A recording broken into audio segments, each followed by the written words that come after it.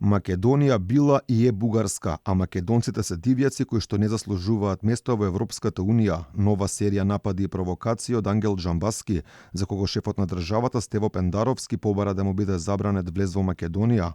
Тоа очигледно го налути бугарскиот европратеник кој во одговор до претседателот вели дека со забрана немало да избришеме историската вистина дека Македонија била бугарска, а Северна Македонија творба на Јосип Броз Тито. Историската истина е такава.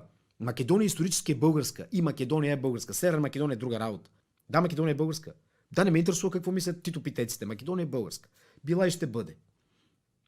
Исторически, политически и всякак.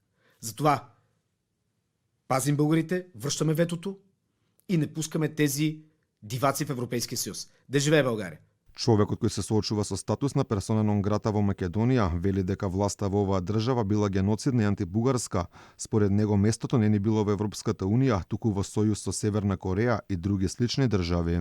Властта в тази държава, Република Северна Македония, антибългарска, геноцидна, поддържаща и пострекаваща към етническо насилие, етническо прочистване, няма място в Европейския съюз.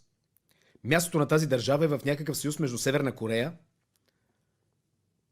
и други подобни диктаторски държави, в които се преследват част от гражданите заради тяхното национално самоопределение.